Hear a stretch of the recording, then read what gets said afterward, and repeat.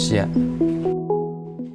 Minggu ini, Pak Kasim ingin mengajar sebuah materi tentang cara kerja salah satu sistem organ tubuh manusia, yaitu sistem pencernaan. Adapun tujuan pembelajarannya adalah melalui diskusi kelompok dan penugasan mandiri. 1. Murid dapat menjelaskan fungsi organ pencernaan pada manusia. Kedua, murid dapat membuat model dan menunjukkan cara kerja sistem pencernaan manusia. Sebelum pembelajaran dilakukan, biasanya saya akan melihat tujuan pembelajaran atau target apa yang akan saya capai pada hari itu.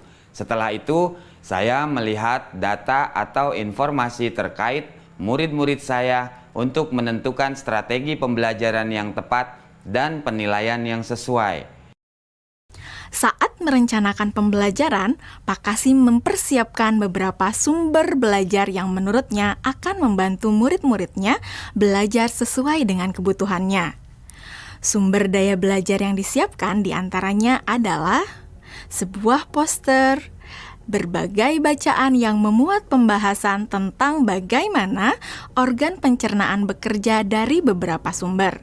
Ada yang berupa beberapa buku bacaan dengan tingkat kesulitan berbeda-beda, artikel sederhana, mengunduh sebuah video singkat yang sesuai dengan apa yang ia ingin anak-anak pahami, membuat kartu-kartu pertanyaan untuk membantu murid mengkonstruksi sendiri pemahaman mereka tentang cara kerja sistem organ pencernaan dengan menjawab pertanyaan.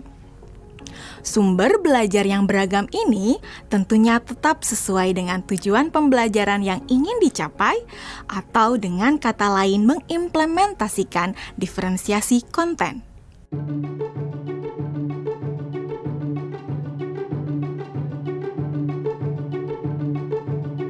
Setelah semua sumber materi yang beragam disiapkan, saya mempersiapkan daftar kegiatan lengkap dengan instruksinya. Misalnya, membaca buku atau artikel dan lain sebagainya, mengamati poster, mendiskusikannya, dan kemudian membuat ringkasan untuk menunjukkan pemahaman tentang isi poster tersebut.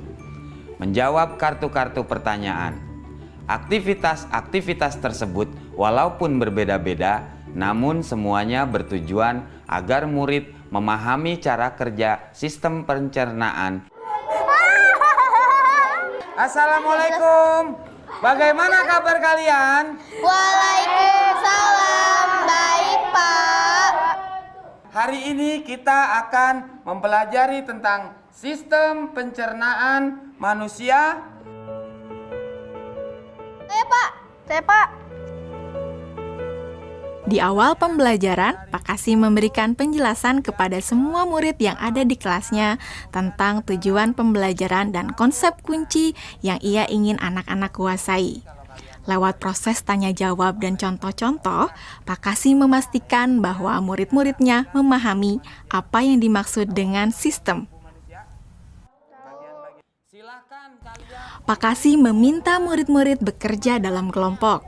Untuk penugasan kali ini, Pak Kasim telah mengelompokkan murid berdasarkan tingkat kemampuan murid membaca. Hal ini karena tugas pertama yang harus dilakukan oleh setiap kelompok adalah membaca materi bacaan terlebih dulu. Teks yang dibaca tiap kelompok sesuai dengan kemampuan membaca mereka. Selama proses murid melakukan kegiatan, saya mengobservasi dan memantau pemahaman murid-murid. Saya mendatangi tiap kelompok, mengajukan pertanyaan, dan memberi pertanyaan lanjutan kepada murid-murid yang memerlukan bantuan atau perlu diberikan tantangan lebih. Saya juga membuat catatan-catatan penilaian selama proses ini. Setiap jawaban murid, pertanyaan murid, saya perhatikan dan menggunakan informasi ini untuk menyesuaikan tingkat bantuan yang akan saya berikan pada murid atau berdiferensiasi proses. Sistem pencernaan adalah serangkaian jaringan organ yang bekerja untuk mencerna makanan. Organ pencernaan antara lain meliputi mulut, kerongkongan, lambung, usus kecil, usus besar, rektum, anus.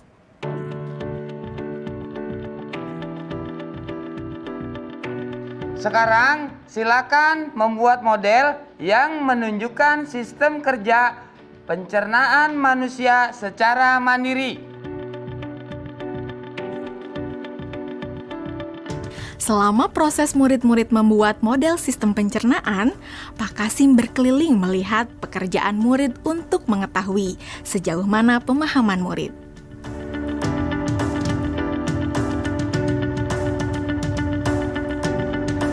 Di akhir pembelajaran, saya melakukan kegiatan refleksi, di mana refleksi tersebut digunakan untuk mengapresiasi murid, untuk mengetahui atau menilai sejauh mana pemahaman murid tentang topik yang sedang dipelajari, untuk mengetahui bagaimana perasaan murid-murid ketika melakukan proses pembelajaran.